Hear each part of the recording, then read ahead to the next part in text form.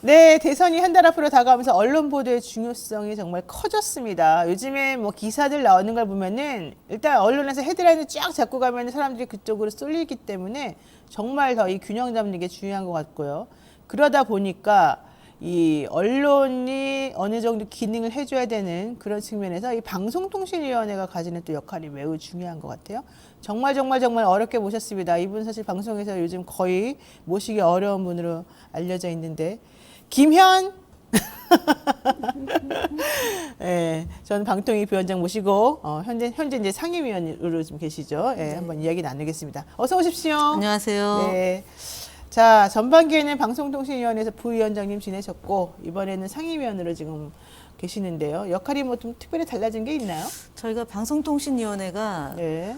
대통령이 임명하는 위원장하고 그 차관급 4명으로 이렇게 상임위원으로 4명으로 구성이 돼 있어요. 그래서 전체 임기가 3년인데 그중에 1년 6개월은 여당 추천 상임위원이 이제 부위원장 역할을 하고 후반기 1년 반은 이제 야당 추천 위원이 이제 부위원장을 합니다. 그러니까 위원장님은 이제 장관급이기 때문에 국무회의에 참석을 해서 이제 국정 운영에 대한 전반적 논의를 하고요. 네. 차관급인 대통령 추천한 차관급은 이제 차관회의에 참석을 합니다. 네. 그럼 이제 부위원장은 국회에서 벌어지는 이제 국정감사, 그다음에 예산결산위원 이런 회의에 참석하고 특히 달라진 게 법사위가 예전에는 이제 장관들이 회의에 참석해가지고 네. 그 상황 노릇을 했었는데 여기도 왕이 있네요. 상황 노릇을 했었는데 네.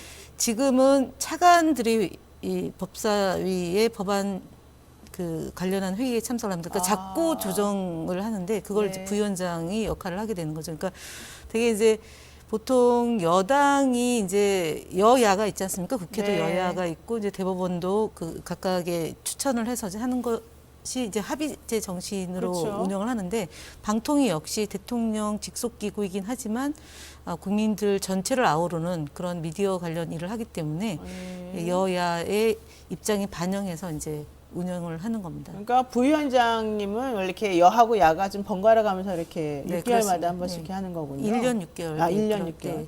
좋습니다. 아, 지금 우리 전윤성님께서 김현 의원님 많이 좋아 보입니다. 더 네, 열심히 감사합니다. 일해주세요. 뭐 이런 얘기도 하셨고. 김영미님은 김현 의원이 살 좀 찌신 거 아니에요? 네, 맞습니다. 네. 아, 그래요? 살 찌신 거 맞아요? 겨울이라서 노영희 앵커도 그러지 않습니까? 아니, 저는 뭐 유지하고 있는데. 예리하셔요, 네. 진짜. 그러니까요. 네. 자, 이제 본격적으로 한번 여쭤볼게요. 대선이 이제 불과 한 달밖에 사실은 안 남아가지고 후보들 간의 신경전이 말도 못하게 있죠. 그래서 이제 토론회 이번에 개최되는 거 가지고도 사실 방송금지 가처분 신청도 나오고 복잡스럽지 않았습니까? 혹시 어제 토론회 보셨죠? 네, 2시간 내 네. 재밌게 봤습니다. 어땠습니까, 솔직히? 그냥 자연인으로 봤을 때 저런 네. 토론 기회가 많이 있어야 되는데 좀 너무 늦게 지금 사자 토론이 이루어진 그렇죠. 거기 때문에 예. 좀 안타까운 거고요. 사실은 방송은 공공재 아닙니까? 특히 지상파 방송은 국민들에게 알 권리를 보장하는 거고요. 네. 이제 공적 책임도 다해야 되지만 이제 그 공공성도 강화시켜야 되기 때문에 네. 지상파를 통해서 대통령 후보들이 말하고 국민들에게 설명하는 내용들이 다양하게 제공이 돼서 선택할 수 있는 게 중요한 것 아닌가 싶습니다. 국민들에게 이제 좀 보고 판단해라 이런 장을 마련해 줬다는 특히 의미에서. 공영방송인 KBS는 특별 부담금, 그러니까 수신료로 국민들이 네. 가구당 2,500원의 수신료로 이렇게 운영이 되는 거 아니에요? 이제 더 올라간다 그러죠, 또 그러다가. 예, 근데 이제 사실은 뭐 40년 동안 그 정상화되지 않았기 때문에 저희가 최근에 KBS에서 제출된 안을 검토를 해서 이제 국회에 올려놨는데요. 그렇기 때문에 더더구나 지상파 방송들은 책임감이 있지 않을까 그렇죠. 싶습니다. 그래서 네. 뭐 정당에서 요구하는 논의를 통해서 진행한 것도 있지만 방송사가 좀 주도권을 갖고 네. 그 이제 후보들의 그런 정견을 듣는 그런 시간들을 가져야 되는 것 아닌가 싶습니다. 네. 맞습니다. 자, 뭐 오늘 또 김현 의원님 팬들이 많네요. 혜경정님, 똑소리 김현님 반가 이러시는데, 제가 방통위 가기 전에 네, 뉴스토마토에 고정 출연을 했었어요. 네. 그러셨군요. 네. 맞아요. 저도 기억이 납니다. 네. 예, 일주일에 한 번씩 그때 나오셨던 일주일에 한 번씩 것 같아요. 나왔습니다. 예. 현금 정치였습니다. 네. 자, 어쨌든 간에 이제 저는 사실은 조금 어제 사자토론 보면서도 사실 심상정 후보하고 안철수 후보는 5년 전에도 후보로서 대선 후보로서 나와가지고 토론하는 걸 봤기 때문에 네. 이제 어제 이제 4명에 대해서 똑같이 시간이 분배되긴 했습니다만은 윤석열 후보하고 이재명 후보가 처음이어서 좀 그 두 분이 얘기하는 걸 조금 더 보고 싶긴 했었습니다. 그래서 양자 토론이 저는 오히려 좀 더 우리들에게 필요한 거 아니었나. 왜냐하면 법정 토론으로는 4명이 토론하는 게 정해져 있으니까. 그래서 이번에 방송사들에서 원래 양자 토론 하기로 되어 있는 것을 저는 그냥 그대로 가고 싶었거든요. 솔직히 가기를 원했는데 그냥 뭐 어쨌든 법원에서는 안 된다고 해서 조금 아쉬운 감이 있었거든요. 근데 이거는 무슨 내용이냐면은 오히려 사실은 방송사 편성권을 너무 이런 각 당에서 침해하고 있는 거 아니냐, 뭐 알 권리 이렇게 운운하면서 이런 얘기도 사실 나와서요. 그 부분은 좀 어떻게 생각하실까요? 법원의 판단이 있기 때문에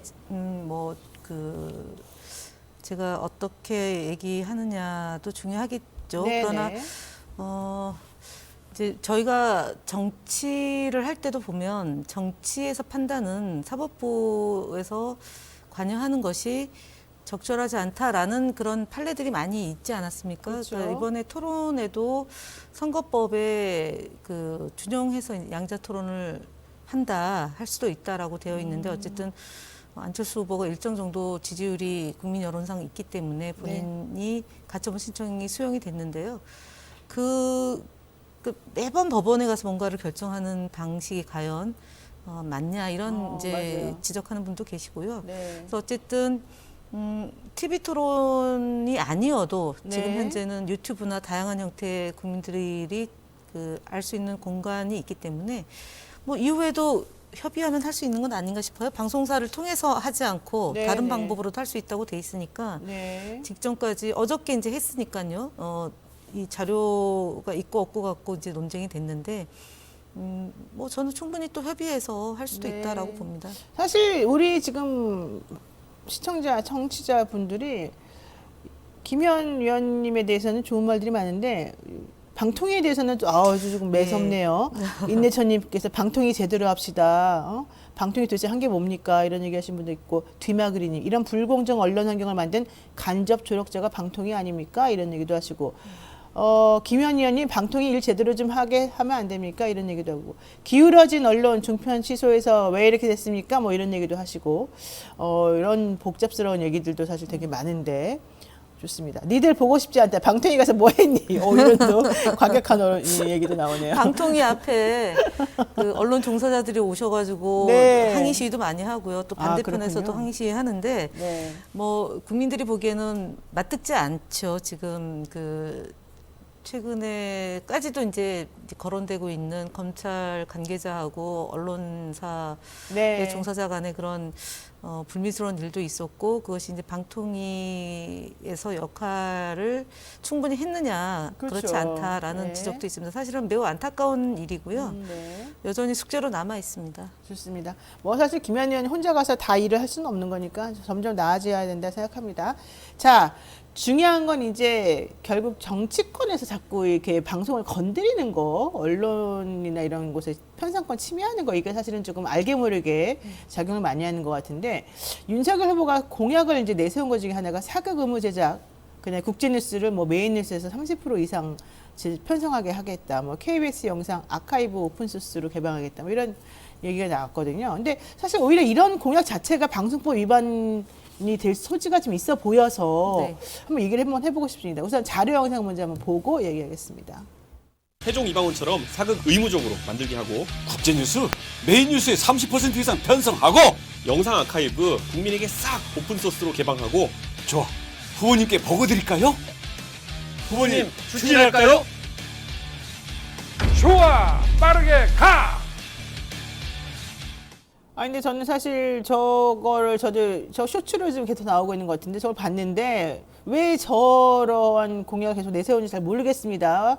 근데 어쨌든 방송법 4조 2항에 보면은 방송 편성에 관해서 규제나 간섭을 하지 말아라 이런 얘기가 나오고요. 또 박근혜 대통령 시절에도 KBS에 그때 세월호 보도 무마해달라고 했었던 이정현 청와대 홍보수석이 나중에 이제 유죄 판결 뭐 이런 얘기도 있었잖아요. 근데 지금 국민의힘에서 원래 지금 1, 2위를 다투고 있는 대선 후보가 저런 식의 공약을 내세우는 거는 조금 부적절하다 이런 생각도 좀 들거든요. 어떻습니까? 그러니까 대선 후보가 방송 정책에서 얘기하는 건 지극히 자연스러운 일이고요. 또 네. 그걸 통해서 변별력을 갖는 거죠. 그러니까 공영방송을 민영방송을 하겠다. 네. 이제는 공영방송이 보다 국민들을 위한 방송이 될 수 있도록 뭐 지원하겠다. 이런 네. 식의 이제 그걸 가지고 또 판단을 하는 거죠. 언론 정책을 갖고 판단을 하기 때문에 뭐 그것을 이제 뭐 나쁘다라고 보지는 못하겠지만, 네. 근데 구체적인 편성 기준이나 방법에 대해서 제시하는 거는 사실은 말씀대로 편성권을 침해하는 것으로 신중할 네. 필요가 있는데, 최근에 그 일각에서 이런 주장을 보면 좀 법을 무시하고 본인들이 하고 싶은 얘기를 좀 막 던지는 것 아닌가, 이런 느낌을 지울 수가 없습니다. 좀 네, 네. 신중할 필요가 있다고 봅니다. 네. 그렇죠. 그러니까 KBS는 또 이런 입장을 내세웠어요. 우리가 대하 드라마를 사실 뭐 오랜만에 5년 만에 했을 뿐이지 원래 사극은 계속 만들어 왔었다. 국제뉴스도 계속해서 우리가 할 수 해왔고 사실은 뭐 꼭 30%는 아니어도. 근데 이런 것까지 왜 자꾸 간섭을 하느냐. 또 네. 우리 영상 아카이브 공개는 이미 다 지금 시작하고 있는 건데 사실관계를 먼저 호도하면서 자꾸 이렇게 우리를 자꾸 압력을 행사하는 건 좀 옳지 않다. 뭐 이런 입장인 것 같아요. 그래서 그런 부분들에 대해서는 조금 각 당에서도 좀 신중하게 접근해 줬으면 좋겠다. 이렇게 얘기를 했더니 국민의힘에서는 아니다. 우리는 그냥 화두를 던진 거다. 공영방송이 나아갈 길에 대해서 이런 얘기를 또 했어요. 근데 조금 복잡스럽긴 하지만 좀 이해가 안 되는 부분도 있긴 해요. 일단은 이명박 박근혜 정부 때 방송을 대했던 그 과거를 국민들은 똑똑히 기억을 하고 있죠. 네, 그다음에 네. 이제 시사나 교양 프로그램 중에 그 정부를 비판하는 기능을 갖고 있는 프로그램이 점차 없어지기 시작했고, 그래서 많은 그러니까 인재들이 그 회사를 떠나게 되고, 그다음에 이제 파업이나 그런 투쟁들을 통해서 그 언론의 자유를 수호하기 위한 노력들이 지난 이명박 박근혜 정부, 물론 그 이전에도 많이 네네. 있었고요. 그렇게 본다면 지금 이 편성권을 침해할 소지가 있는 발언이나 공약은 네. 이분들이 일종의 언론의 길들이기, 그다음에 공영방송이 결국은 국정감사의 대상이 되기 때문에 여든 야든 정치권의 눈치를 보지 않을 수 없습니다. 네. 그래서 이런 편성에 대한 얘기를 하는 것 자체는 언론의 자기 검열을 하게 하는, 그렇죠. 제가 볼 땐 수단이고요. 그 수단을 교묘하게 언론 탄압과 독재 정권의 향수를 불러오는 그런 느낌이다. 저는 그렇게 보기 때문에 네. 이 부분에 대해서 국민들께서도 네. 저는 뭐 충분히 기억하고 계시기 때문에 이런 일각의 무리한 주장에 대해서는 잘 판단해 주실 거라고 봅니다. 네, 좋습니다. 또 그리고 공영방송에서 자꾸 이제 언론 지형이 자꾸 기울어져 가고 있다. 이런 얘기 지적을 많이 하고 있어요. 그러니까 예를 들면 윤석열 후보의 부인 김건희 씨 통화에 대한 그 공영방송에서의 그 방송량과 요번에 그 연휴 동안에 터져 나왔던 김혜경 씨가 그 이재명 후보의 부인인 김혜경 씨 의전 논란에 대한 방송량, 보도량이 차이가 나더라. 근데 사실 저도 좀 그 부분 좀 이상하긴 하더라고요. 사실 그 가장 주의해야 될 점은 공영방송, 특히 지상파, 그러니까 국민의 그런 그 세금 또는 네. 특별부담금으로 유지가 되고 운영이 되는 언론사의 경우는 공적 책임과 그 공공성의 가치를 무엇보다 소중하게 여기고 네. 보도를 해야 된다, 이렇게 봅니다. 그래서 특히 균형 있는 보도, 그리고 선거 시기에 편향되지 않은 보도, 이런 것들을 엄정하게 잘 살펴서 네. 해야 되는 것 아닌가. 그래서 경중완급을 잘 조절해야 되는데, 제가 볼 때는 그리고 또 얼마나 검증을 했느냐, 그 보도를 다룸에 있어서. 그래서 어떤 면에서는 지나치게 한쪽은 신중하게 검증하고, 네. 어떤 면에 대해서는 그냥 뭐 해도 되는, 네. 이렇게 되는 상황이 벌어지면 국민들이 볼 때 공적 책임을 다하지 못하고 있다라는 지적이 될 수도 있습니다. 그래서 이거는 특히 공영방송은 제허가 재승인, 뭐 지상 방송이 대부분이 그런데요. 제허가 재승인 과정에서 평가를 받기 때문에 특히 선거 시기에, 특히 대선, 총선, 지방선거 이런 큰 선거가 있는 시기에는 매우 엄중하게 이 문제를 바라봐야 되는 건 아니냐. 그리고 국민들께서도 네. 그런 충분한 잣대가 있는지에 대해서 평가를 해주시고 의견들을 개진하면 좋을 것 같습니다. 저희가 네. 사실은 독립기구로 방송통신심의위원회가 또 선거 시기에 이런 방송들이 제대로 되고 있는지에 대한 편파성에 대한 것들을 심사를 하기 때문에 그 기구의 역할도 다시 한번 보시고 의견을 주시면 저희가 직접 뭐 방송사들의 그런 보도에 대해서 얘기할 수는 없지만 충분히 이렇게 공적 책임을 다하고 있는지에 대해서는 네. 저희들이 살펴봐야 되는 문제다. 네. 그것이 방송통신위원회 본연의 임무 아닌가 그렇게 봅니다. 알겠습니다. 자, 요거 하나만 여쭤보고 좀 정리해 볼 건데 일단 그 YTN 뉴스가 있는 저녁이라는 프로그램이 있어요. 근데 김만배 씨 녹취록 관련해서 윤석열 후보가 언급됐다 그러면서 이제 보도하겠다라고 했다가 갑자기 그게 보도가 안 되는 일이 있었죠. 그래서 유튜브에서 사실은 그 내용을 이제 보도를 하기도 했는데요. 그 당시에 민주당 선대위에서 이거는 누군가가 압력을 행사한 거다 이런 얘기를 했거든요. 이거 가능한 얘기인가요? 저는 그거는 아닌 것 같아요. 왜냐면은 네. 잘 아시다시피 YTN이 이명박 박근혜 정부 때 가장 오랫동안 투쟁을 했거든요. 방송의 독립성을 유지하기 위해서 천일 네. 투쟁이잖아요. 네. 그래서 뭐 회사가 망가졌다 이런 얘기가 나왔어요. 그래서 네. 그렇기 때문에 복원하는 과정이 굉장히 오래 걸리고 있고요. 종사자들 한 분 한 분이 심혈을 기울여서 방송을 제작하고 있고 24시간 보도 채널이기 때문에 네. 더욱 신중하게 하기 위해서 역할을 한다라고 믿고 있고요. 네. 이번에 뭐 다양한 얘기들이 직접적으로 본인들이 얘기한 것도 있고 해서 네. 그렇지 않았다, 그렇지 않았을까 이런 믿음 보고 있습니다. 알겠습니다. 그렇지 않기를 바라는 마음이 사실 더 큰 것 네, 같습니다. 그렇죠. 네. 자, 한편으로는요. 사실은 이제 90일 선거 90일 전부터는 보통 선거방송 심의에 관한 특별 규정에 따라서 뭐 프로그램에 이런 후보들이 출연하거나 이러면 안 된다 이렇게 하니까 유튜브 채널들에 오히려 더 많이 출연하면서 편법으로 좀 오히려 본인들에 대한 홍보가 이루어진다 뭐 이런 얘기도 있습니다. 근데 이런 식으로 중요한 건 유튜브가 이제 하는 기능이 사실 매우 커졌다는 거잖아요. 그런데 제재 같은 경우는 사실 유튜브는 또 안 받는단 말이죠. 거의 좀 사각지대에 놓여 있다. 그러다 보니까 가짜 뉴스가 너무 많아지고 책임을 아무도 안 지더라 이런 부분이 있는 것 같아요. 가로세로 연구소를 특히 사람들이 많이 언급을 하거든요. 이건 어떻게 보세요? 너무 선동형으로만 좀 흐른다 이런 얘기도 있는데. 일단은 연예인 프로그램 죄송합니다. 오락 네, 연예 네. 이 엔터테인먼트 쪽으로 하고 있죠. 예. 프로그램에 이제 90일 전에 막은 거는 좀 지나치게 이제 보여주고 싶은 내용만 하게 되면 그러니까 올바른 선택을 예, 못하니까. 선택을 하기에 좀 제한이 있다라는 취지 때문에 아마 보도 프로그램 시사 보도에 나가서 토론하는 모습을 보여주세요. 90일 전까지는 뭐 후보 부부가 같이 출연해가지고 사는 모습 이렇게 얘기도 하고 한때는 제 기억에는 김대중 대통령 같은 경우는 건강 이상설이 나와서 이제 건강이 건재하다라는 것도 하고 그랬는데 90일 전에 그랬군요. 했습니다. 그래서 네네. 이게 있는 거고요.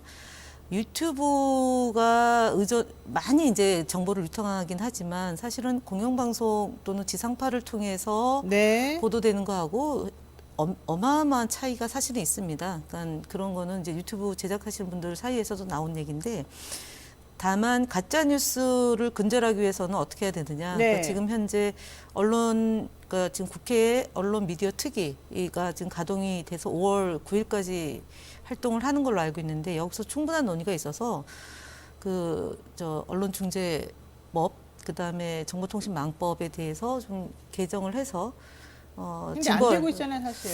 말만 하고. 그렇죠. 쉽진 네. 않죠. 왜냐하면 민주당도 여야가 반성해야 너무 돼요. 팽팽한 이견이 있기 때문에 네. 사실은 대통령 선거가 이제 얼마 남지 않았는데요. 3월 네. 9일부터 5월 9일까지 이제 인수위가 가동이 되면 거기서 언론 관련한 제반의 개선해야 될 점을 검토해서 이기는 정당에서 논의를 구체적으로 해서 국민의 이익에 복무할 수 있는 그런 언론 제도 개선을 해야 되지 않을까 싶고요. 아니, 근데 좀 전에 네. 방금 이기는 정당에서 좀 더 주도적으로 적극적으로 해야 된다고 말씀하셨는데 네. 사실 지금 현재 지형을 보면 민주당이 그렇게 많은 의석수를 가지고 있는 이긴 정당인데 아무것도 못 하잖아요. 그래서 좀 답답한 거 아닙니까? 솔직히 민주당 제가 같은 경우. 정당인이 아니어서 알겠습니다. 아주 네. 곤란하신 것 같은데 일단 넘어가고요. 어쨌든 이 지금 우리 애청자 이렇게 때 말씀하셨어요. 가짜뉴스 금지법 미치겠습니다. 방송국 폐쇄해야 되는 거 아닙니까? 국민들 다 암 걸리겠습니다. 이게 이제 많은 국민들의 생각이라는 건데요. 이거 좀 이해하실 거라고 보고요.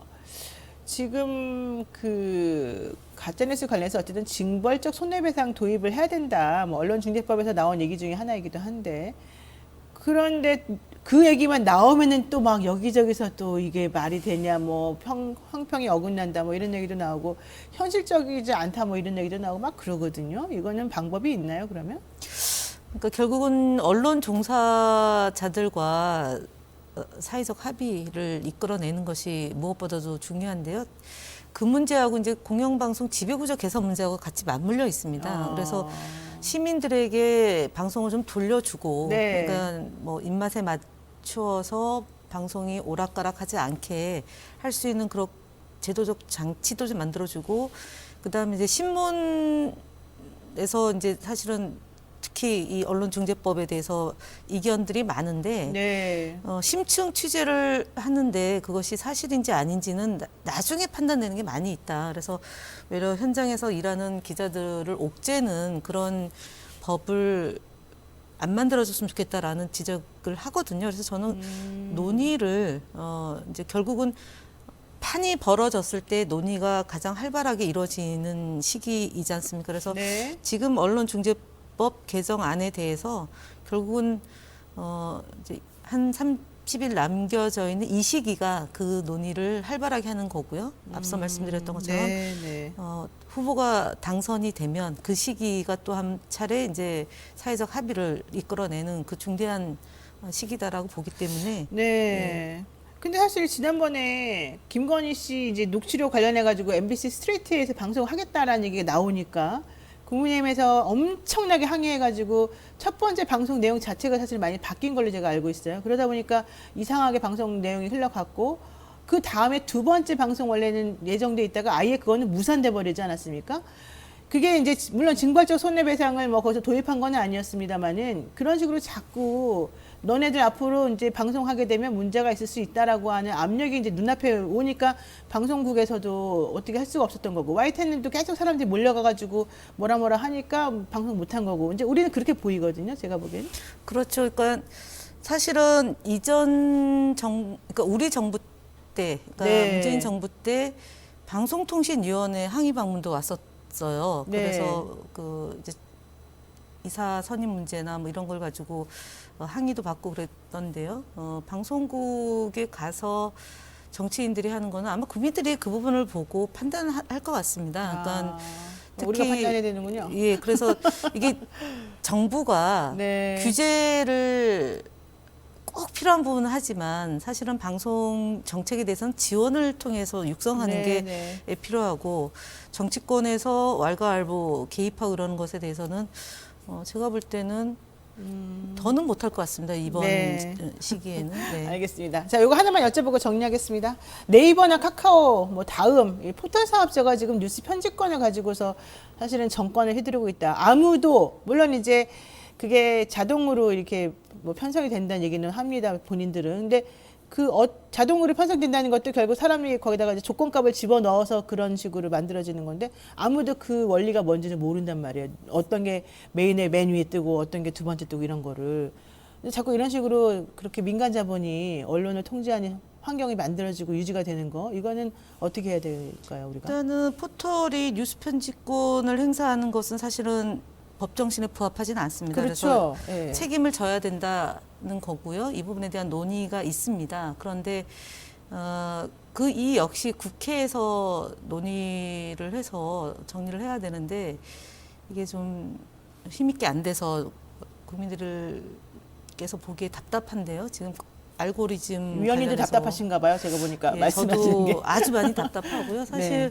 지금 이게 이제 그 저희가 온라인 플랫폼 서비스법이라는 그 법을 이제 제정을 해서 이 문제를 검토할 예정이었으나 네. 또 이해관계 종사자들이 너무 많아서 예, 충분한 합의 과정이 없고 수기 과정이 없었다라고 해서 이번 정부에서는 좀 어려울 것 같고 다음 정부에 네. 이제 넘어가는데요.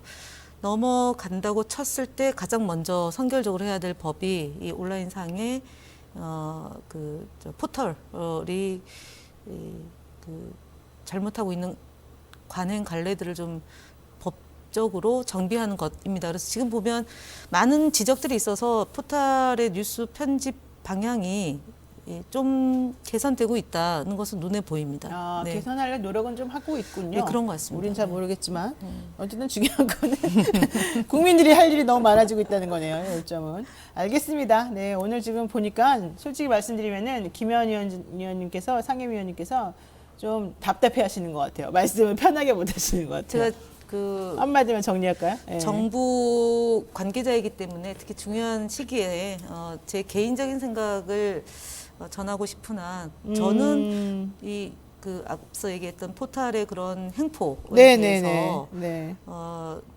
많은 지적들이 있었는데 그게 발빠르게 움직이지 못하는 것으로 인한 답답함, 저도 뭐 답답한데요. 네. 이게 크게 움직이는 거라서 이렇게 합의 정신도 중요하고요. 그래서 그러나 더디지만 가고 있다, 발전하고 있다, 진보하고 가고 있다라는 있다. 그 믿음은 네네. 충분히 가지셔도 되지 않을까 그런 생각은 같습니다. 자, 김종성님께서 하신 말씀을 제가 전해드리면서 오늘 좀 정리해 볼게요. 뭐라고 말씀하시냐면, 김현 의원님, 남은 기간 최선을 다하는 모습 보여주시고, 많이 공부해서 더 멋진 모습 보여주시길 기대하겠습니다. 감사합니다. 네, 오늘 말씀 여기까지 듣겠습니다. 고맙습니다. 네, 새해 복 많이 받으세요. 네.